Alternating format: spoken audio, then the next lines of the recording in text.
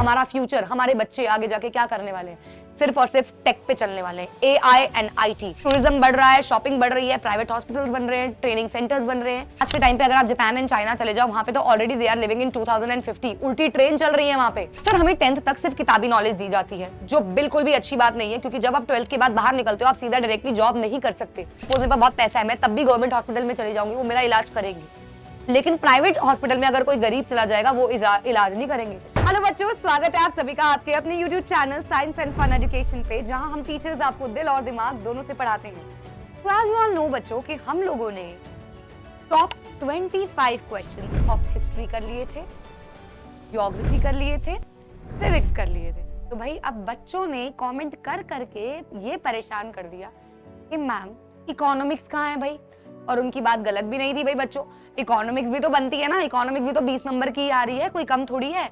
तो बस इसीलिए on your demand I am here with the most awaited session, that is top 21 questions from complete economics. Yes, you heard it right. सारे के सारे chapters जैसे कि development, sectors of economy, money and credit, globalisation, चारों के चारों chapter cover किए जाएंगे। सारे के सारे उसके टॉप सब्जेक्टिव समझाऊंगी और 3-4 हर चैप्टर के MCQ भी कराऊंगी। तो भाई जल्दी से सबसे पहले तो इस सेशन को लाइक कर दो, क्योंकि आपको ये सेशन बहुत काम आने वाला है। और इस सेशन को देखने के बाद अपने दोस्तों को भी भेज देना भैया, उनका भी थोड़ा भला हो जाए, क्योंकि कोई इतने ढंग से तो पढ़ता नहीं, सिर्फ ये क्वेश्चंस भी पढ़ लोगे तो आपका भला हो जाएगा। कमेंट्स में जरूर बताना कि इस टॉपिक्स या इस सेशन के क्वेश्चंस में से आपके प्री बोर्ड्स में कौन कौन से क्वेश्चन आए थे। इस चैप्टर को यानी कि इस सेशन को शुरू करने से पहले ये भी बता दूं, कई बार क्वेश्चन का सेंस दूसरा हो जाता है बट क्वेश्चन का आंसर वही रहता है। तो थोड़ा बहुत भैया उस पे मत फिसल जाना कि मैम ये इज MR अलग हो गया, मतलब वही होना चाहिए, आंसर वही आता है उसके अंदर। तो शुरू करो भाई जल्दी से सेशन को। चलिए शुरू करते हैं। कंप्लीट इकोनॉमिक्स सब्जेक्टिव ऑब्जेक्टिव दोनों मिलेंगे, टॉप 21 क्वेश्चंस। आइए बच्चों, सबसे पहले हम बात करेंगे डेवलपमेंट चैप्टर की। डेवलपमेंट चैप्टर आपको याद है सबसे पहला ही चैप्टर है हमारा, जिसके अंदर हम बहुत सारे छोटी छोटी चीजों को कवर करते हैं। पर कैपिटा इनकम को कवर करते हैं, UNDP के HDI को कवर करते हैं, वर्ल्ड बैंक को कवर करते हैं, सस्टेनेबल डेवलपमेंट को कवर करते हैं, और साथ ही साथ डेवलपमेंट गोल्स कैसे अलग अलग होते हैं दूसरों के, वो भी कवर करते हैं। तो भाई ये रिविजन सेशन है, तो आप लोगों को सबसे पहले कुछ MCQ के आंसर आपके कमेंट सेक्शन में देते रहने होंगे। तो भाई सबसे पहला क्वेश्चन आता है MCQ कि human development report that is HDR कौन पब्लिश करता है, कौन पब्लिश करता है। देखिए आपको मैंने ये बताया हुआ है, जब चैप्टर हमने पढ़ा इसका एग्जाम बूस्टर भी अवेलेबल है, यानी कि अंडर 10 मिनट्स पूरा चैप्टर समझाया हुआ है, कंप्लीट एक्सप्लेनेशन भी अवेलेबल है, सब कुछ इसी चैनल पे अवेलेबल है बच्चों। तो भाई UNDP क्या करती है और वर्ल्ड बैंक क्या करता है, आंसर आप लोगों ने अब तक लिख दिया होगा कमेंट सेक्शन में। तो वर्ल्ड बैंक इशू करता है, क्या करता है, development report, right, WDR world development report. वही UNDP क्या करता है, UNDP करता है HDR ह्यूमन डेवलपमेंट रिपोर्ट को पब्लिश। तो क्या करेगा UNDP करेगा HDR को पब्लिश, ठीक है भाई। सेकंड क्वेश्चन है, इंडिया HDI रैंक में कौन से नंबर पे आती है। देखिए भाई पूरा टेब्यूलर फॉर्म में है, क्या मैम सारे लर्न करने, यार एटलीस्ट इंडिया के बारे में तो पता होना चाहिए ना। अगर कोई और आता है तो आपको साथ में टेबल भी दे देंगे हेल्प के लिए, बट यहाँ पे इंडिया का आपको पता होना चाहिए कि इंडिया HDI की रैंकिंग में कौन से नंबर पे आती है, 125, 115, 126 या 134। So the correct answer is 134 number पे आती है हमारी इंडिया ह्यूमन डेवलपमेंट इंडेक्स में यानी कि HDI में। Now what will be the top priority in the development goal of a landless labour. तब तक आप आंसर कीजिए, मैं आपको ये बता दूं डेवलपमेंट चैप्टर से एक टेबल बना हुआ है, यार मुझे पेज नंबर भूल गया, आपको पता है तो प्लीज कमेंट में बता देना, आपके दोस्तों को मदद हो जाएगी, जिसके अंदर ये बताया हुआ है कि landless labour, girl from urban family, prosperous farmer, और उसके क्या डेवलपमेंट गोल है, और 2-3 ब्लैंक्स भी छोड़े हुए हैं।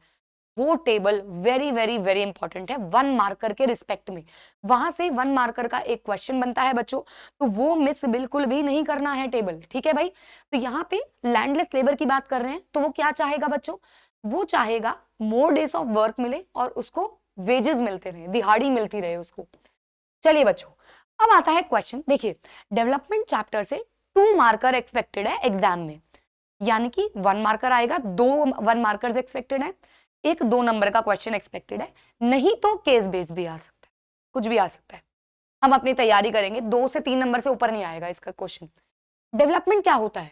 तो डेवलपमेंट एक ऐसी सिचुएशन होती है जिसमें हम ग्रोथ एक्सपेक्ट करते हैं, चाहे वो इंडिविजुअल लेवल पे हो, चाहे वो इकोनॉमिक लेवल पे हो। क्या दो एस्पेक्ट्स हैं, याद कीजिएगा बच्चों, दो एस्पेक्ट्स जब बात करेंगे ये बहुत इंपॉर्टेंट है, क्योंकि 2 मार्कर में 2 एस्पेक्ट्स पूछ सकते हैं। तो पहला एस्पेक्ट क्या है बच्चों? Different people have different development goals. हर एक इंसान का अलग एस्पिरेशन होता है और इसलिए अलग ही गोल होता है। एक जने के लिए जो डेवलपमेंट है जरूरी नहीं वो दूसरे के लिए भी डेवलपमेंट हो। और इसके एग्जाम्पल में सबसे बड़ा आपका एनसीईआरटी का ही एग्जाम्पल है, वो है डैम का, कि जब एक डैम बनाया जाता है तो वो इकोनॉमी के लिए, टूरिज्म के लिए तो बहुत अच्छा है, लेकिन उसके आसपास के रहने वाले लोगों के लिए वो बिल्कुल भी अच्छा नहीं है, क्योंकि उन्हें डिस्प्लेस होना पड़ता है, अपनी जगह को छोड़ के जाना पड़ता है और उनको कंपनसेशन भी नहीं मिलता। तो इसीलिए what may be development for one may not be development for other, first aspect. Second is different people can have different development goals. अगला, आप डैम के अलावा क्या एग्जाम्पल हो सकता है कमेंट में बताएंगे। Why do different people have different notions of development? भैया हर एक के लिए डेवलपमेंट अलग कैसे है?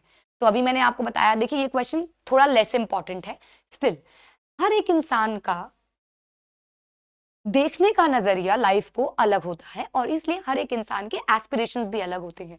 बच्चों आप लोग के भी सिबलिंग्स होंगे, तो आपके मम्मी ने ही, आप सभी सिबलिंग्स हो, सभी मतलब एक सिबलिंग है, 2 सिबलिंग है, 3 सिबलिंग है, 4 सिबलिंग है, पैदा किया है, लेकिन स्टिल आप सभी के डिजायर्स, एस्पिरेशंस अलग अलग है।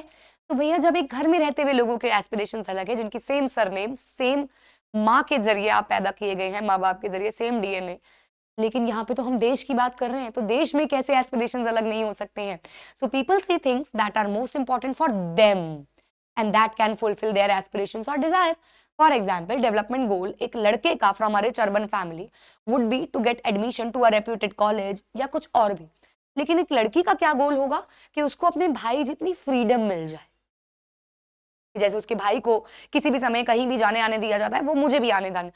और ये फिर मैं बोल रही हूँ ये अलग भी हो सकता है। Suppose you are a rich urban girl, लेकिन आपका कोई अलग हो सकता है, आपको मिल रही है उतनी फ्रीडम, तो आपका कोई और गोल हो सकता है। ठीक है भाई, तो सबका गोल अलग हो सकता है। Now average income is an important criteria for development justify.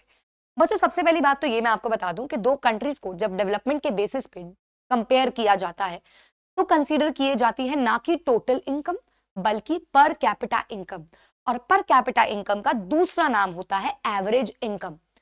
तो बच्चों to check the criteria of the development, दो देशों की डेवलपमेंट को चेक करने के लिए countries with higher per capita income are more developed than others with less per capita income.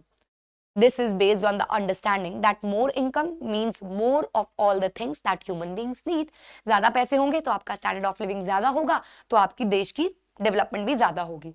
पर कैपिटा इनकम के बारे में जब भी नाम आए आप प्लीज उसका फॉर्मूला मेंशन कर दें एक बॉक्स में कि पर कैपिटा इनकम क्या होता है, आपका टोटल इनकम अपॉन में पॉपुलेशन। ठीक है, ये आप मेंशन कर दें। मैम पूछा नहीं है, कर दोगे तो मार्क्स तो नहीं कटेंगे, मिल ही सकते हैं ना इसके भी। हाँ जी, चलिए। Money in your pocket may not buy all the goods and services you need to live well. बना के भी इसका आंसर आप लिख सकते हो, भैया क्या पैसा आपको सब कुछ दिलवा सकता है? लेकिन किताबी भाषा में नहीं, बहुत सारी ऐसी चीजें हैं जो आप पैसा नहीं दिलवा सकता है। फॉर एग्जाम्पल हमें पॉल्यूशन फ्री इन्वायरमेंट पैसा नहीं दिलवा सकता। फॉर एग्जाम्पल हमें डिजीज फ्री लाइफ, जितना भी पैसा हो बीमारी तो हो सकती है ना, तो भैया ये नहीं दिलवा सकता। Besides money people also like to have equal treatment, freedom, society, safety, security, वो नहीं दिलवा सकता है पैसा।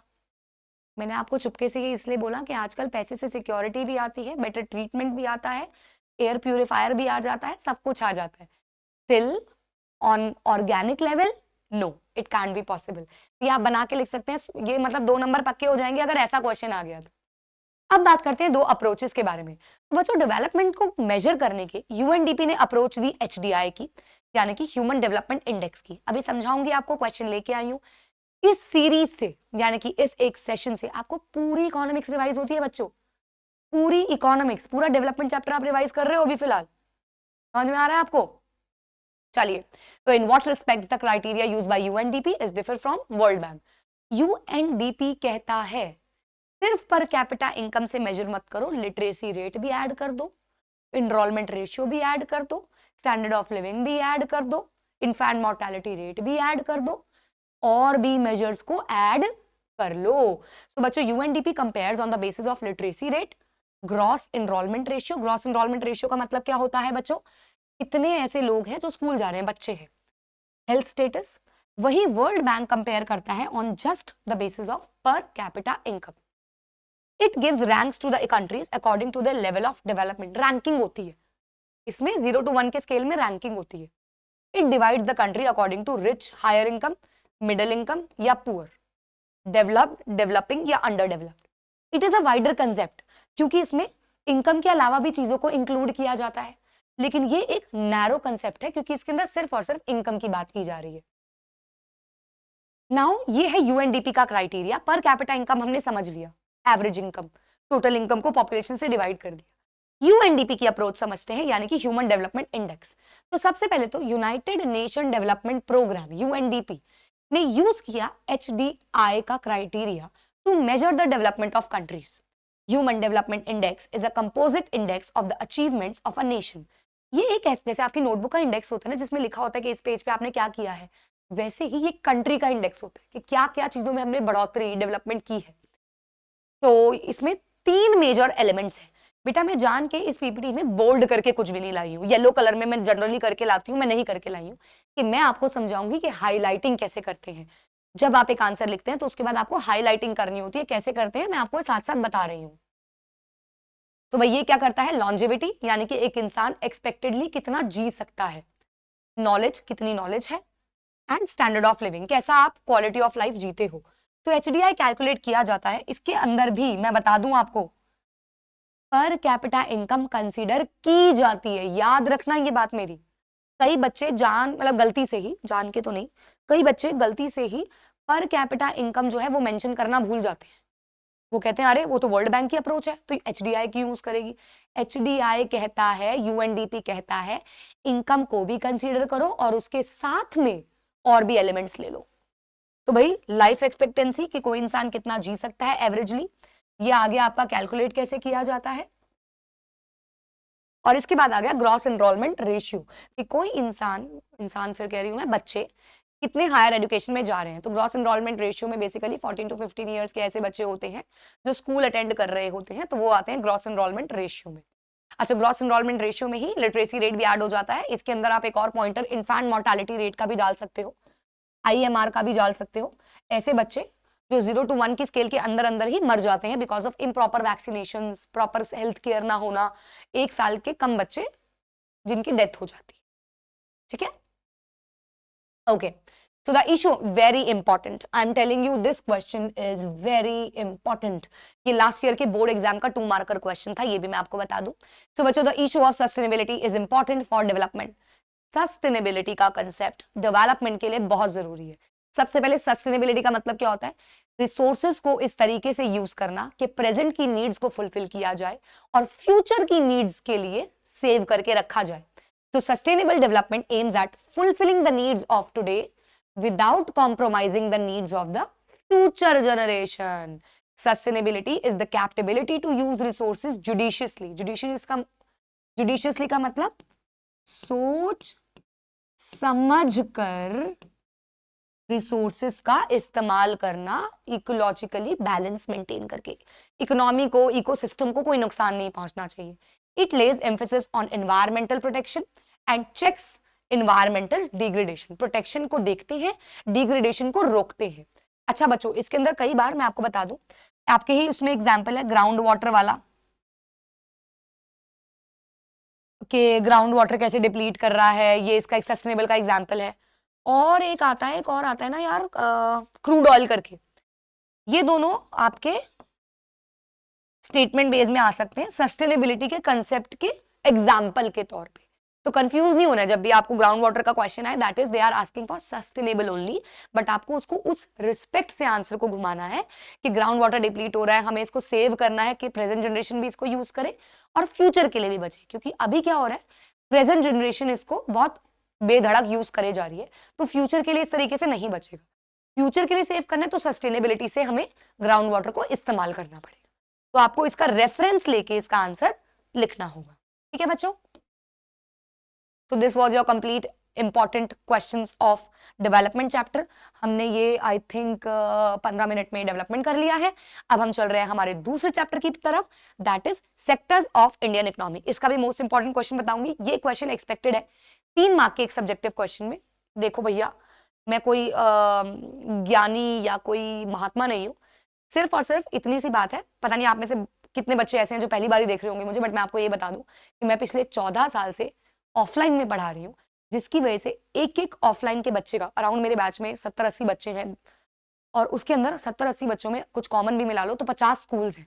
तो 50 स्कूल का प्री बोर्ड मैं स्टडी करती हूँ, और उसके अकॉर्डिंग मुझे पता चलता है कि किस वेटेज से क्वेश्चंस आ रहे हैं। तो भैया sectors of economy generally 3 marker में आ रहा है, जनरली मैक्सिमम पेपर्स में। साथ में इसके 1 से 2 एमसीक्यू आ रहे हैं, 1 से 2 एमसीक्यू आ रहे हैं। इस चैप्टर में हमने बात करी प्राइमरी सेकेंडरी टर्शियरी के बारे में, हमने इस चैप्टर में बात करी पब्लिक प्राइवेट के बारे में, हमने इस चैप्टर में बात करी rising importance of tertiary sector के बारे में, हमने इस चैप्टर में बात करी ऑर्गेनाइज अनऑर्गेनाइज के बारे में। तो ये सभी टॉपिक्स इस चैप्टर से बहुत इंपॉर्टेंट हैं। टर्शियरी सेक्टर का रोल सबसे ज्यादा पेपर में आ रहा है। आइए सबसे पहले कुछ एमसीक्यू कर लेते हैं। Agriculture, dairy, fishing and forestry, ये किस सेक्टर का एग्जाम्पल है? बच्चों मैचिंग हो गया, ऑड वन आउट हो गया, इस तरीके के क्वेश्चन हो गए, एमसीक्यू में आ रहे हैं सेक्टर्स से, सेक्टर्स ऑफ इकोनॉमी से। तो भैया किसका एग्जाम्पल हो गए सारे के सारे? प्राइमरी के, क्योंकि एग्रीकल्चर है, डेयरी फार्मिंग है, सारा नेचुरल रिसोर्सेज को एक्सप्लॉइट करने वाला है। तो ये आ रहा है आपका सेक्टर्स ऑफ इकोनॉमी से। ठीक है, अगला question, the dash covers activities in which natural products are changed into other forms through ways of manufacturing that we associate with industrial activity। बच्चों ये आपको स्टेटमेंट दी हुई है, देखिए कह रहे the dash covers activities in which, ऐसी activities जिसके अंदर नेचुरल प्रोडक्ट्स को, नेचुरल प्रोडक्ट्स कहां से मिलते हैं हमको नेचुरल प्रोडक्ट्स कहां से मिलते हैं? प्राइमरी सेक्टर से मिलते हैं। तो नेचुरल प्रोडक्ट्स को कन्वर्ट किया जाता है मैन्युफैक्चरिंग में। तो कौन सा सेक्टर हो गया भाई? बड़ा इजी सी बात है, ये हो गया आपका सेकेंडरी सेक्टर, क्योंकि सेकेंडरी सेक्टर में ही कंज्यूमेबल गुड्स बनाए जाते हैं एग्रीकल्चर से, जो भी रॉ मटेरियल्स आता है उसको यूज करके। Next is which of the following comes under the tertiary sector? Tertiary sector का दूसरा नाम सर्विस सेक्टर। इनमें से क्या है जो सर्विस सेक्टर के अंडर आता है? Transportation, communication, both A and B, none of the above. तो एज आई सेड इसके अंदर सारे इनटैंजिबल गुड्स एंड सर्विसेज होते हैं, दैट इज सर्विसेज बेसिकली। तो ट्रेड एंड कम्युनिकेशन दोनों के दोनों क्या है बच्चों? सर्विस सेक्टर का एग्जांपल है। तो इसीलिए इसके अंदर क्या आंसर आएगा? Both A and B. Now tertiary sector is playing a very important, please please please इस क्वेश्चन को नहीं करोगे, एग्जाम में आ गया तो अफसोस जताओगे कि मैम ने बोला था और हमने ये नहीं किया। ये क्वेश्चन इतना ज्यादा प्री बोर्ड से मैंने देखा है, इवन लास्ट ईयर का भी ये बोर्ड में आया हुआ सवाल है, very very important. Tertiary sector एक बहुत ही इंपॉर्टेंट रोल प्ले कर रहा है डेवलपमेंट में। इस तरीके से आता है, explain the rising importance of tertiary sector लिखा आ जाता है, किसी भी फॉर्म में आ जाएगा, मुझे नहीं पता, कोई भी क्वेश्चन बन के आ जाएगा, लेकिन ये क्वेश्चन कह रहा होगा कि भैया टर्शियरी सेक्टर की इंपॉर्टेंस बताओ। तो बेसिक सर्विसेज, सबसे पहली बात क्या हो गई? बेसिक सर्विसेज जैसे कि hospitals, educational institutions, post and telegraph, जितनी भी बेसिक सर्विसेज की नीड होती है वो सारी आती है आपकी टर्शियरी सेक्टर में। Development of primary and secondary sector, तो टर्शियरी सेक्टर क्या करता है? मदद करता है प्राइमरी और सेकेंडरी सेक्टर को। क्यों? क्योंकि प्राइमरी सेक्टर से अगर कोई सामान सेकेंडरी सेक्टर में जाना है तो क्या लगेगी? Transportation. Transportation is an example of service sector.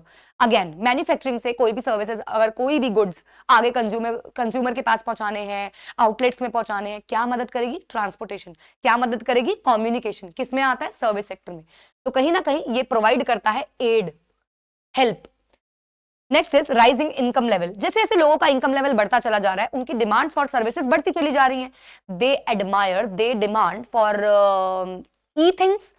बैठे बैठे घर में होटल बुक कर देना, बैठे बैठे घर में सारा कुछ ऑर्डर करके ले आना। अब तो ब्लिंकिट का जमाना हो गया भैया।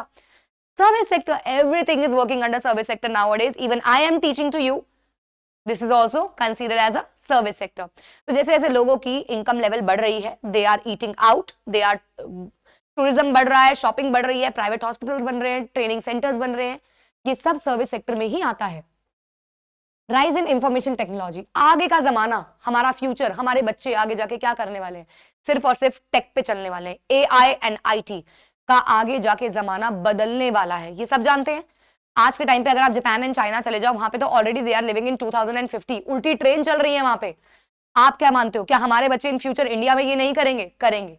तो आगे जाके इंफॉर्मेशन टेक्नोलॉजी का जमाना है, और ये सबसे जमाना है, और ये सबसे बड़ा पार्ट है टर्शरी सेक्टर का।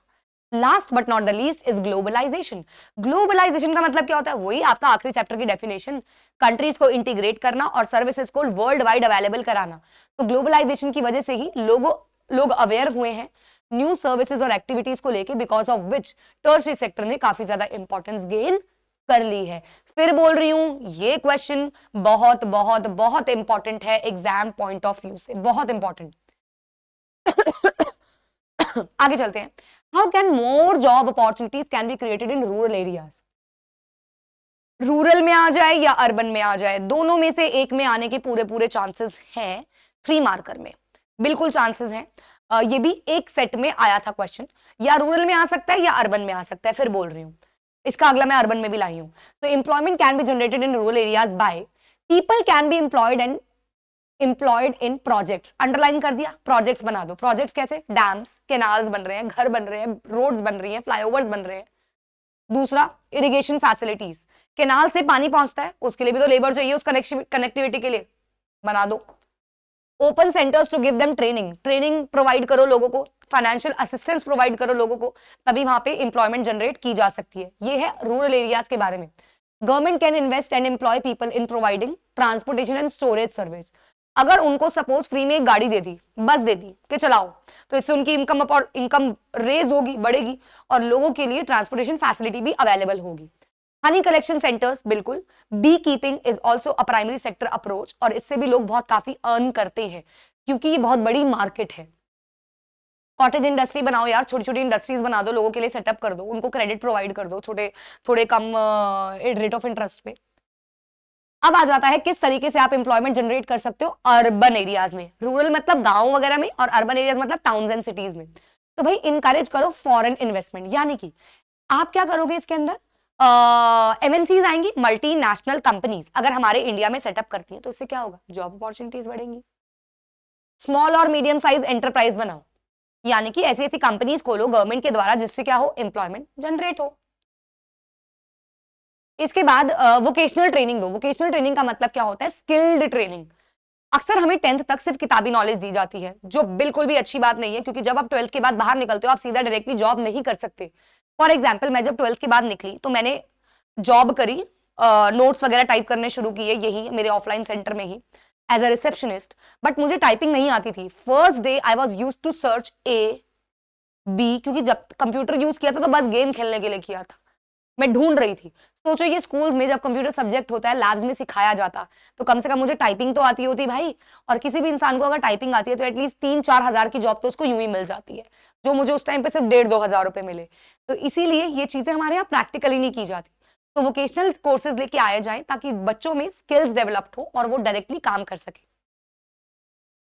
सर्विसेज सेक्शन को ग्रो करो, यानी कि अर्बन एम्प्लॉयमेंट जनरेट करो by putting some policies focusing on, अच्छा उसके अंदर भी आप लिख सकते हो, जैसे मनरेगा वगैरह आया।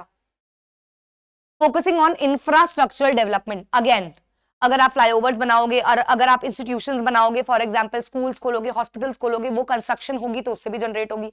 ये पॉइंटर दोनों में कॉमन है, कंस्ट्रक्शन वाला। एंटरप्रेन्योरशिप को इनकरेज करो। शार्क टैंक आने के बाद भी बहुत सारे लोगों का बिजनेस को लेकर माइंडसेट चेंज हुआ, और उनको नॉलेज भी आई और उनका इंटरेस्ट भी आया। ऐसे कुछ चीजें होती हैं जो लोगों को मोटिवेट करती हैं एंटरप्रेन्योरशिप की तरफ, तो भैया इनकरेज करो। Now improving access to credit, बिल्कुल उनको लोन्स प्रोवाइड करो ताकि they can start their own business and generate income. Any 3, please I am just telling you, इस चैप्टर से 5 मार्कर में ये वाले क्वेश्चन तो एक्सपेक्टेड नहीं है, तो 3 पॉइंटर्स आपको मेमोराइज करने हैं, दोनों के, रूरल और अर्बन के। अब ध्यान से सुनेंगे ये वाला सवाल कह रहा है, Rohan works in a bank as a clerk while Sumit works on a construction site as a labor. Find out the difference in their conditions of work, judge the benefits and drawbacks of working in the respective sector. सबसे पहली बात तो बच्चों, Rohan work कर रहा है एक bank में, that is he is working in an organized sector. वही वो एक कंस्ट्रक्शन साइट पे काम कर रहे हैं, तो वो क्या है? एक अनऑर्गेनाइज सेक्टर है। Compare the employment conditions prevailing in the organised और अनऑर्गेनाइज सेक्टर से आ सकता है, या फिर explain the working conditions of workers in unorganised sector. किसी भी तरीके से क्वेश्चन आ सकता है, किसी भी तरीके से। बहुत सारे तरीके हैं एक क्वेश्चन के आने के। सिर्फ अनऑर्गेनाइज पूछा होगा तो सिर्फ अनऑर्गेनाइज के बारे में लिखना है, डिफरेंस पूछा होगा तो ऐसे लिखना है, कंपैरिजन पूछा होगा तो आप पॉइंटर्स में भी दे सकते हो, एक ऑर्गेनाइज का और उसी के आगे अनऑर्गेनाइज का। फॉर एग्जाम्पल, ये रजिस्टर्ड होते हैं गवर्नमेंट के under. Organised sectors are registered under the government. Please memorise this कि ऑर्गेनाइज सेक्टर रजिस्टर्ड होते हैं गवर्नमेंट के under. Science and fun is registered, government की आंखों के सामने ये फर्म एग्जिस्ट करती है। बट अनऑर्गेनाइज, घर में ट्यूशन पढ़ा रही हैं दीदियां, चप्पल उतार के चटाई पे बिठा के, अनऑर्गेनाइज है। बड़ी यूनिट्स होती हैं ऑर्गेनाइज, ये छोटी यूनिट्स होती हैं, स्कैटर्ड होती हैं। लेबर लॉज फॉलो करती हैं, fixed working hours, fixed wages, but they do not follow any kind of government laws. Formal processes और प्रोसीजर्स होते हैं इसमें जॉब्स लेने के भी, लेकिन यहाँ पे कोई फॉर्मल प्रोसीजर्स नहीं होते हैं। सिक्योरिटी होती है एम्प्लॉयमेंट की, दैट इज जॉब सिक्योरिटी कहते हैं इसको। यहाँ पे जॉब सिक्योरिटी होती है क्योंकि प्रॉपर कॉन्ट्रैक्ट बनता है, लेकिन यहाँ पे कोई जॉब सिक्योरिटी नहीं होती है। Fixed working hours, workers are paid according to their salary मिलती है। नो फिक्स वर्किंग आवर्स और इनको ओवर टाइम का पैसा भी नहीं मिलता है। Some other benefits like paid holidays, medical facilities, safe working conditions, लेकिन यहाँ पे ऐसा कोई भी बेनिफिट नहीं होता है। यहाँ पे 7 पॉइंटर्स लिखे हैं, आप कोई भी 5 पॉइंटर्स मेमोराइज करके रख सकते हो। इंपॉर्टेंट है ये भी। 5 क्या 3 ही कर सकते हो। मैं फिर बोल रही हूँ, मुझे ऐसा लग रहा है, मेरा दिल कह रहा है कि 5 नंबर का क्वेश्चन तो मनी एंड क्रेडिट और ग्लोबलाइजेशन से ही आएगा, बस मेरा दिल कह रहा है। अब आता है पब्लिक सेक्टर और प्राइवेट सेक्टर। इसके भी क्वेश्चंस अलग अलग तरीके से बन सकते हैं। या तो आपको कंपैरिजन आ सकता है, या फिर आपको डिफरेंस आ सकता है, या फिर आपको ये पूछ सकते हैं कि अब इतना ज्यादा लोगों का स्टैंडर्ड ऑफ लिविंग बढ़ चुका है, इनकम बढ़ चुकी है, तब भी क्यों नीड है पब्लिक सेक्टर की। किसी भी तरीके से क्वेश्चन आ सकता है। सबसे पहले समझ लेते हैं पब्लिक और प्राइवेट सेक्टर में डिफरेंस। तो बच्चों, पब्लिक सेक्टर जो होता है वो ओन किया जाता है गवर्नमेंट के द्वारा, और प्राइवेट सेक्टर जो होता है वो कंट्रोल किया जाता है प्राइवेट इंडिविजुअल्स या ग्रुप ऑफ इंडिविजुअल्स के द्वारा। गवर्नमेंट यहाँ पे मोस्ट ऑफ द असेट्स और सर्विसेज को ओन करती है, लेकिन यहाँ पे प्राइवेट इंडिविजुअल्स ही ओन करती है। इनका मेन मोटिव होता है पब्लिक वेलफेयर। इनका मेन मोटिव होता है पब्लिक वेलफेयर, और इनका मेन मोटिव होता है टू अर्न प्रॉफिट, पैसा। गवर्नमेंट यहाँ पे मनी रेज कर सकती है टैक्सेस के थ्रू, लेकिन यहाँ पे ये लोग फंड्स ले सकते हैं, सिर्फ लोन्स ले सकते हैं। एग्जांपल दे दीजिए, पुलिस, आर्मी, हेल्थ। अब हेल्थ में भी आप प्राइवेट हॉस्पिटल्स भी हैं और गवर्नमेंट हॉस्पिटल्स भी हैं, तो आप यहाँ पे कंपनीज का भी एग्जांपल दे सकते हो। भेल, Bharat heavy electrical limited, steel authority of India limited, भेल, सेल। और प्राइवेट में Reliance, TISCO, Tata iron steel company. Though the public and private sectors exist side by side, the Indian economy, the public sector plays a leading role. बताइए कैसे public sector contribute कर रहा है। ये देखो ना, पब्लिक सेक्टर का इंपॉर्टेंस आ गई। मैंने आपको बताया कि पांचों की पांचों उंगलियां बराबर नहीं होती हैं। फॉर एग्जाम्पल, अगर किसी गरीब को रास्ते में चोट लग गई, वो प्राइवेट हॉस्पिटल जाएगा तो उसके पास पैसे नहीं होंगे एक फ्रैक्चर लगवाने के भी, लेकिन गवर्नमेंट हॉस्पिटल्स उसको फ्री में प्रोवाइड कर रही है। तो इसीलिए कई बेसिक सर्विसेज जैसे कि एजुकेशन हो गया, हेल्थ हो गया, इनमें पब्लिक सेक्टर की सबसे ज्यादा कोर नीड है। तो पब्लिक सेक्टर एक मेजर रोल प्ले करती है बच्चों। The public sector is owned and run by the government. ये एम्प्लॉयमेंट अपॉर्चुनिटीज भी क्रिएट करती है, ये फाइनेंशियल रिसोर्सेज भी प्रोवाइड करती है, ये इक्वालिटी भी लेके आती है इनकम में, सबको बराबर समझती है। अगर मैं भी, सपोज मेरे पास बहुत पैसा है, मैं तब भी गवर्नमेंट हॉस्पिटल में चली जाऊंगी, वो मेरा इलाज करेंगे, लेकिन प्राइवेट हॉस्पिटल में अगर कोई गरीब चला जाएगा वो इलाज नहीं करेंगे। My father was in ICU, operation होना था, ऐसा ऑपरेशन जिसमें 1% बचने के चांसेस थे। A very big hospital, very big, in Rohini, Delhi. ठीक है, उन्होंने कहा टेबल पे जब तक ये 7 लाख रुपए नहीं रखोगे तब तक ऑपरेशन स्टार्ट नहीं होगा।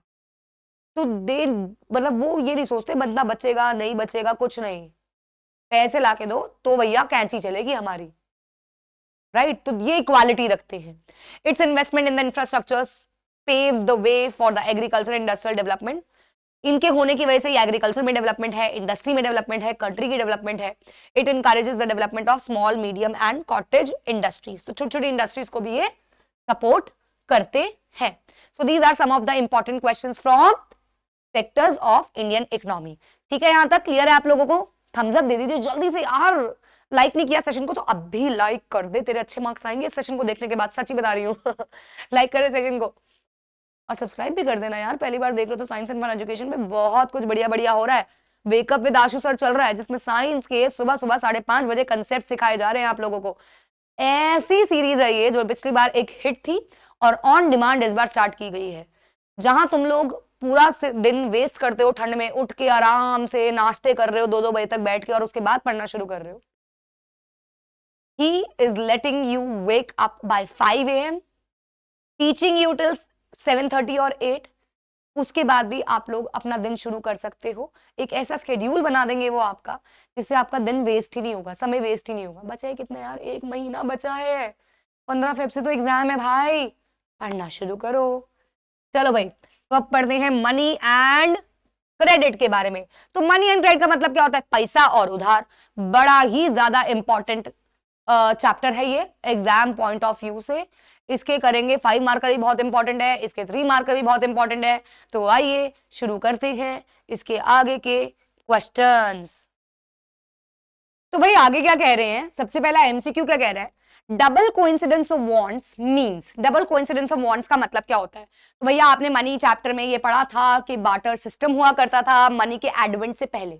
बार्टर सिस्टम में goods were exchange with goods के बदले गुड्स लिया करते थे बार्टर सिस्टम में। तो उसका एक सबसे बड़ा ड्रॉबैक था डबल कोइंसिडेंस ऑफ वांट्स, जिसका मतलब होता था कि हमें एक ऐसा इंसान ढूंढना है जो हमारे पास जो गुड्स है वो ले ले और जो हमें गुड्स चाहिए वो दे दे। फॉर एग्जाम्पल मेरे पास वीट है बहुत सारी और मुझे टमाटोज चाहिए, सामने वाले पर्सन के पास टमाटोज हैं, उसको वीट चाहिए, तो ये क्या हो गया? Double coincidence of wants. तो what a person desires to buy is exactly what the other person also wishes to buy. इसे कहते हैं double coincidence of wants. But अगर मेरे पास वीट है, मुझे टमाटोज चाहिए, सामने वाले के पास टमाटोज हैं बट उसे वीट नहीं चाहिए, तो प्रॉब्लम हो जाएगी ना भैया। तो इसीलिए बार्टर सिस्टम का ये सबसे बड़ा ड्रॉबैक हुआ करता है, double coincidence of wants. India में डैश इश्यूज करेंसीज। कौन इशू करता है भैया करेंसी? पैसा। कौन इशू करता है पैसा? Of course it's reserve Bank of India, father of all the banks, RBI. Next is which of the following statements is true. कौन सी स्टेटमेंट ट्रू है? आओ पढ़ लेते हैं। As per Indian law apart from RBI कोई भी individual या organisation currency issue नहीं कर सकती है। तो ये बात सही है? बिल्कुल सही है। The law legalizes the use of rupee as a medium of payment that cannot be refused in settling transactions in India. हमारे भारत देश में रुपीज में किया गया कोई भी ट्रांजैक्शन को कोई मना नहीं कर सकता है। ट्रू है। No individual in India can legally refuse. बिल्कुल, कि कोई आपके पास पैसे लेके आएगा और आप मना कर दोगे तो ये लीगली आप नहीं मना कर सकते, तो ये भी ट्रू है। तो इसलिए सारी की सारी बातें बच्चों इसके अंदर बिल्कुल सही है मनी के बारे में। नाउ देखिए बच्चों, बैंक्स को अपने पास एक मिनिमम अमाउंट रखना पड़ता है, मिनिमम परसेंटेज ऑफ मनी रखनी पड़ती है। वो कितनी है मैं आपको तब तक ही समझाती हूं कि क्या होता है। देखिए एक बैंक है,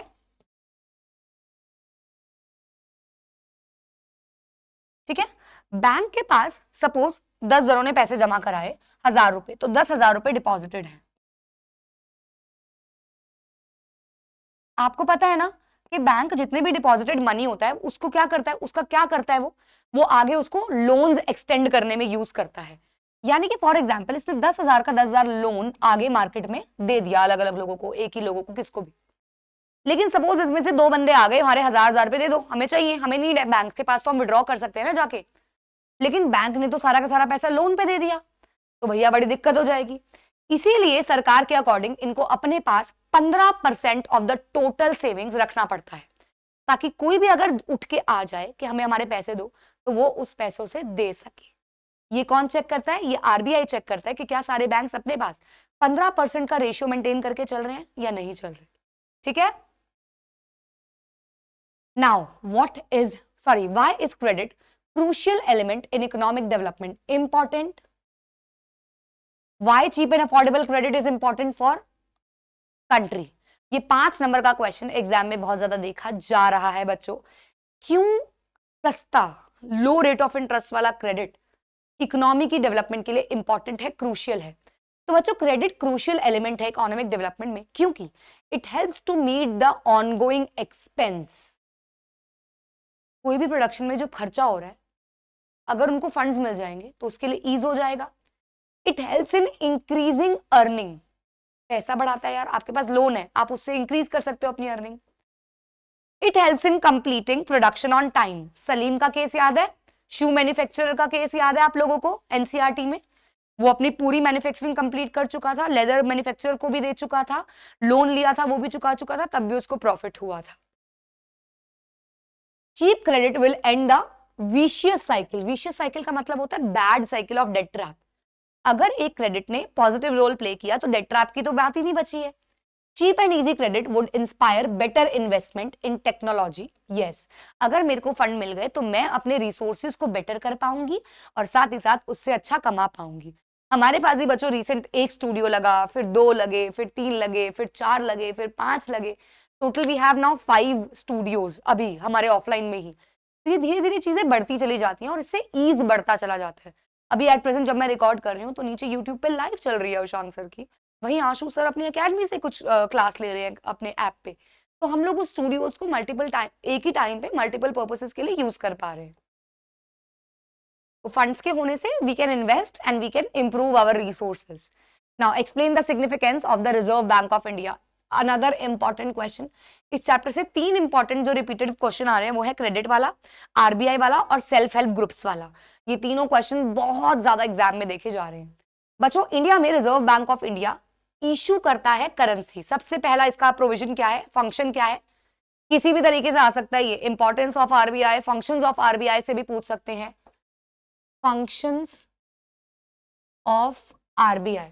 तो सबसे पहला फंक्शन क्या है, it issues currency. Second function क्या है, it supervises the formal sources of loans, यानी कि बाकी बैंक्स को सुपरवाइज करता है। अब ये वाला आ गया कि banks minimum cash balance maintain कर रहे हैं ना, वो 15% वाला, ये भी कौन देखेगा, आरबीआई ही देखेगा। आरबीआई मॉनिटर करता है कि बैंक्स कैश बैलेंस मेंटेन कर रहे हैं। आरबीआई देखता है कि बैंक सिर्फ लोन्स अमीरों को तो ही नहीं दे रहे, गरीबों को भी दे रहे हैं ना। Periodically banks have to submit information to RBI कि वो किस किस को कितना कितने इंटरेस्ट रेट पे लेंड कर रहे हैं। तो ये भी आरबीआई को पूरी एक रिपोर्ट सबमिट करानी होती है, किसको, फॉर्मल सोर्सेज ऑफ क्रेडिट को। अब आता है कंपेयर करो formal and informal sources of credit. Now formal sources of, अच्छा यार एक और बात मैं बाद में भूल जाऊंगी, एक सेकंड रुकना यार। सेक्टर्स ऑफ इकोनॉमी में ना एक और क्वेश्चन है, हाउ वर्कर्स, यहां लिख देती हूं, how workers can be protected in unorganised sector. ये भी एक क्वेश्चन है जो इंपॉर्टेंट है। तो गवर्नमेंट लॉज बनाए, गवर्नमेंट पॉलिसीज बनाए, गवर्नमेंट उस पर नजर रखे, फिक्स्ड वर्किंग आवर्स लॉज को देखे।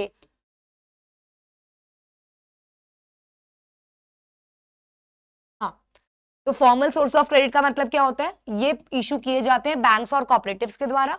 इनफॉर्मल कौन करता है, money lender, friends, relatives. Rate of interest कम होता है इसका, इससे ज्यादा होता है। यहाँ पे कोई भी अनफेयर मीन्स नहीं, मतलब आपको अपना लोन वापस लेना है तो यहाँ पे ना बहुत सिस्टम से लोन वापस लिया जाता है। सिर्फ कोलेटरल जो सबमिटेड होती है उसको बेच के वो अपना पैसा रिकवर कर लेते हैं अगर आप लोन वापस नहीं करोगे। लेकिन यहाँ पे अनफेयर मीन्स आपका घर तोड़ देंगे, आपको किडनैप कर लेंगे। सुपरवाइज बाय आरबीआई किसी के द्वारा भी सुपरवाइज नहीं होता है। Have to terms of credit होनी चाहिए, यानी कि कोलेटरल, प्रॉपर डॉक्यूमेंटेशन। लेकिन यहाँ पे कुछ ऐसा नहीं है, जाओ लोन लेके आ जाओ, बस धमकी भरे मैसेज फिर देते रहो, रेट ऑफ इंटरेस्ट ज्यादा दे दो, बस ऐसा होता है। मेरे फादर ने कुछ लोगों को लोन दिया हुआ था, इनफॉर्मल था, उनके डेथ के बाद उन्होंने मना कर दिया, कोई प्रूफ थोड़ी था। तो यहाँ पे कोई प्रूफ नहीं होता है, कोई डॉक्यूमेंटेशन नहीं होती है, कुछ भी नहीं होती है। Why do we need to expand formal sources of credit in India, क्या जरूरत है फॉर्मल सोर्सेज को बढ़ाने की भाई, या फिर बताइए why are formal sources of credit preferred over informal, formal को ज्यादा प्रायोरिटी क्यों दी जाती है, 3 रीजंस बताइए। या फिर why is it necessary that banks and cooperatives increase their lending in rural areas, क्यों फॉर्मल सेक्टर्स को यानी कि बैंक्स को, कोऑपरेटिव्स को रूरल एरियाज में भी एक्सपैंड करना चाहिए। तो कहीं ना कहीं तीनों में ही फॉर्मल सोर्सेज के सिग्निफिकेंस, इंपॉर्टेंस पूछ रहे हैं।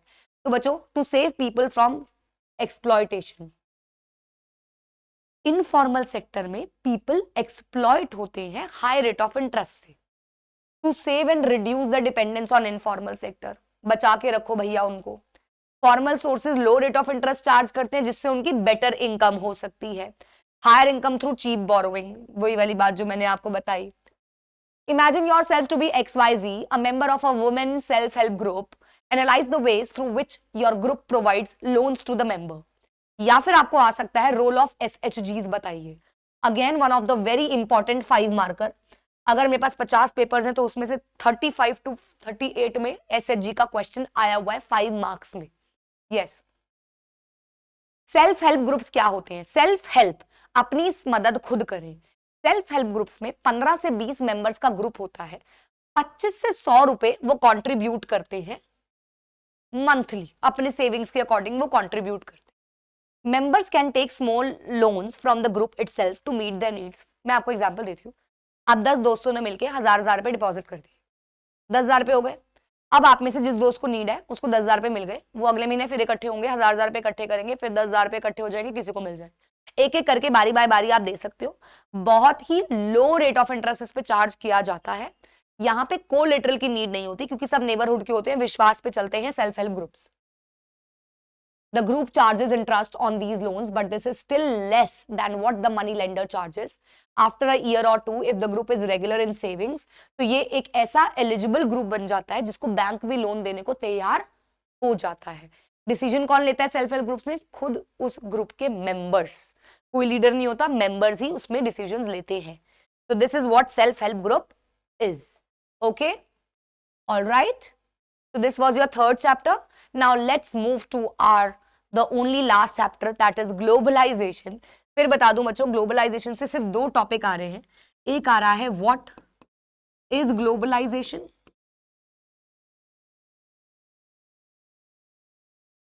एंड दूसरा आ रहा है फैक्टर्स अफेक्टिंग या फैक्टर्स दैट हैव इनेबल्ड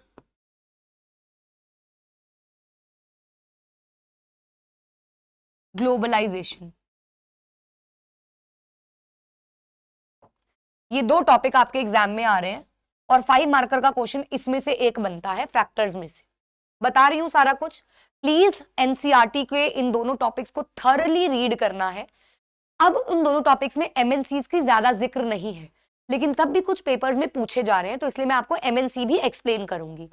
देखिए, which of the following statements are true about MNCs. Multinational companies या मल्टीनेशनल कॉर्पोरेशंस क्या होती हैं, उसका क्या मतलब होता है? एमएनसी एक ऐसी कंपनी होती है जो ओन करती है और कंट्रोल करती है production more than one nation में. फॉर एग्जांपल, एक कंट्री में इसका हेडक्वार्टर होगा और मल्टीपल अदर कंट्रीज में इसके क्या कहते हैं आपको, ब्रांचेस होंगी, आउटलेट्स होंगे. MNC set up offices and factories for production in regions where they can get cheap labour and other resources. MNCs अपने आउटलेट्स वहां खोलती है जहां उन्हें सस्ते लेबर्स मिल जाते हैं और सारी अच्छी फैसिलिटीज मिल जाती हैं. This is done so that the cost of production is low और एमएनसीज को ज्यादा प्रॉफिट हो. तो ऐसा इसलिए किया जाता है ताकि कॉस्ट ऑफ गुड्स कम होगी तो प्रॉफिट ज्यादा होगा. तो यहाँ पे सारी की सारी बातें एमएनसीज को ही प्रेजेंट कर रही हैं. तो all of the above are correct. Cargill foods इसका एक केस स्टडी है, ऑल्दो इन दोनों टॉपिक से पहले है, लेकिन स्टिल ये पेपर में देखी गई है. कारगिल फूड एक बहुत बड़ी कंपनी है, एमएनसी है. आपको ये जो अब आज के टाइम पे 5 मिलियन पाउचेस बनाती है डेली. अभी के टाइम पे ये नोएडा में सिचुएटेड है और इसका पहले नाम प्रखर फूड्स करके था. ये टेक ओवर किया एक कंपनी ने. बताइए वो कंपनी डच कंपनी थी, फ्रेंच कंपनी थी, ब्रिटिश कंपनी थी, अमेरिकन कंपनी थी. तो बेसिकली एमएनसीज के 3 मेथड्स होते हैं कंट्री में घुसने के. एमएनसीज या तो आती है और एक ऑलरेडी एग्जिस्टिंग फर्म को टेक ओवर कर लेती है, just like Kargil foods. Kargil foods ने प्रखर फूड्स को पूरा टेक ओवर कर लिया. दूसरा मेथड होता है कि एमएनसी आएगी और एक कंपनी के साथ 50% की मालकिन बन जाएगी, उनके नेटवर्क्स यूज करेगी और अपनी टेक्नोलॉजी करके दोनों मिलके चलाएंगे. तीसरा होता है कि एमएनसी आती है, अपना सेटअप करती है और लोकल वेंडर्स को पकड़ती है. वो उनके लिए सपोज जीन्स बना रहे हैं तो वो उनमें ज़ारा का टैग लगा के उसको बेच देंगे, यानी कि यही के लोकल वेंडर से वो बनवाती है, बस टैग्स लगा देती है अपने और सेल आउट करती है. तो इन 3 मेथड से एमएनसीज एक कंट्री में एंटर करती हैं. तो यहाँ पे कारगिल फूड एक ऐसी कंपनी थी जिसने टेक ओवर किया, पहला मेथड यूज किया, और वो एक अमेरिकन कंट्री थी, अमेरिकन कंपनी थी, अमेरिकन कंपनी थी. Now what is globalization? So basically globalization is the method in which integration is done among various countries goods and services के रिगार्डिंग। तो it is the process of rapid integration और interconnection between countries, जिसमें MNCs भी काफी एक अच्छा role play करती है, तो इसलिए एमएनसीज के बारे में पूछा गया है। Goods and services global level पे लेके जाना एमएनसीज की ही बस की बात है। इन्वेस्टमेंट, टेक्नोलॉजी, ये सब प्रोड्यूस करती है, और एमएनसी से फॉरेन ट्रेड इनहैंस होता है। ट्रेड का मतलब होता है buying and selling of goods and services, foreign trade का मतलब होता है कि ट्रेड जो है वो अक्रॉस द कंट्रीज हो रहा है, चाहे through MNCs. Now very important, this one is very important. Describe the role of technology in promoting the globalization. Examine the role of IT in stimulating the process of globalization. Rapid improvement in technology has stimulated the globalization process. ये last year का board exam का ये वाला question है। तीनों question का मतलब एक ही है, आंसर एक ही है, लेकिन बोर्ड एग्जाम में ये वाला रैपिड इंप्रूवमेंट वाला क्वेश्चन एग्जाम में देखा गया था। तो बच्चों, factors that have enabled globalisation में टेक्नोलॉजी है, आईटी, लिबरलाइजेशन है। लिबरलाइजेशन का मतलब होता है removal of all the trade barriers, सारे बैरियर्स हटा दो ट्रेड पर से। तो बच्चों, rapid improvement in technology has stimulated the globalisation process. इसका मतलब क्या है, जैसे जैसे टेक्नोलॉजी बढ़ रही है, ग्लोबलाइजेशन भी इंप्रूव हो रही है, इनहैंस हो रही है। Improvements in transportation technology have made much faster delivery. बिल्कुल बच्चों, जैसे कि ट्रांसपोर्टेशन बढ़ा है तो इससे क्या हो गया, डिलीवरी ऑफ गुड्स बहुत जल्दी जल्दी होने लगे, दूर दूर के प्लेसेस तक। Even more remarkable have been development in information and communication. Role of information technology in stimulating the process of globalization is very very high because remote areas तक में अब आप अपनी बात पहुंचा सकते हो। टेलीकम्युनिकेशन फैसिलिटीज की वजह से इंफॉर्मेशन एक्सेस करना कहीं भी कभी भी बहुत आसान हो चुका है। यार आज हम कहाँ हैं, मैं कहाँ हूं, मैं रोहिणी से पढ़ा रही हूँ, आप किस किस कोने से पढ़ रहे हो प्लीज कमेंट्स में जरूर बताना, और आप आपस में देखना अपने दोस्तों को कि वो कहाँ कहाँ से पढ़ रहे हैं। ये है बच्चों टेक्नोलॉजी, ये है इंफॉर्मेशन टेक्नोलॉजी, ये है कम्युनिकेशन। आज मेरे इस एक बंद कमरे में एक सेटअप लगा हुआ है जिसमें एक वाईफाई का राउटर है, ये एक बड़ी सी स्क्रीन है, और मेरे पास यहाँ पे पीसी और सीपीयू है और कुछ लाइटिंग्स है। मैं इस कमरे में खड़े होके आपसे लाइव मिल सकती हूँ, रिकॉर्डेड मिल सकती हूँ, आपको ऐप पे पढ़ा सकती हूँ, कोई भी इंफॉर्मेशन अपने थ्रू आपको पहुंचा सकती हूँ। This is information technology. Helps to communicate from remote areas. बिल्कुल, किसी गांव में भी मैं हो सकती थी अभी, और आप भी किसी गांव से ये देख रहे होंगे। This has been facilitated by satellite communication. Computers ने भी इस चीज में बहुत हेल्प की है। One can obtain share of information through internet, mails हो गया, वॉइस मेल हो गया, he played a major has played a major role in spreading out the production। तो यहाँ पे कहीं ना कहीं आपको पूरा का पूरा इंफॉर्मेशन टेक्नोलॉजी के बारे में ही इलेबोरेट करना है, अपने सेंस में भी आप इसको कर सकते हैं। तो बच्चों, these were all the expected questions that I am regularly considering, regularly concluding from different pre-boards exams। बच्चों प्लीज इन सभी क्वेश्चंस को अच्छे से देखना है, हर एक क्वेश्चन को अच्छे से मेमोराइज करना है। Still if you are confuse sample paper की बुक के लिए, तो यू आंख बंद करके भाई शिवदास की किताब आप खरीद सकते हो, आंख बंद करके। सारे पेपर्स बेहतरीन, सारे क्वेश्चंस मैच कर रहे हैं, आंसर्स बहुत बढ़िया है, आप कर सकते हो। Wake up with Ashu sir की सीरीज को मिस मत करना, और अब से यूट्यूब के किसी भी सेशन को मिस मत करना। पहली बार देख लो, सब्सक्राइब कर लेना। पीपीटी आपको मिल जाएगी टेलीग्राम चैनल पे, तो जाओ टेलीग्राम को ज्वाइन कर लो। इस पीपीटी को संभाल के रखना, बाद में मत बोलना मैम इंपॉर्टेंट क्वेश्चन बता दो, क्योंकि अब फिर से बता रही हूं, डिस्क्रिप्शन में गूगल ड्राइव लिंक है जिसके अंदर हिस्ट्री, ज्योग्राफी, सबके इंपॉर्टेंट टॉपिक्स की एक पीडीएफ है, प्लीज देख लेना। दूसरी चीज, आपको ये सारे सेशन देखने बहुत जरूरी है, इसकी पीपीटीज आपको टेलीग्राम पे मिल जाएंगी, और साथ ही साथ आपको अब आगे क्या चाहिए वो कमेंट्स में बता देना। लाइव के थ्रू आपको सैम्पल पेपर्स तो करवा ही रही हूं मैं। See you all in the next amazing lecture। जल्दी से स्ट्रैटेजी भी लेके आ रही हूँ आप लोगों के लिए, तो मिलते रहिएगा, तब तक के लिए पढ़ते रहिएगा, and all the very best for your pre boards and boards.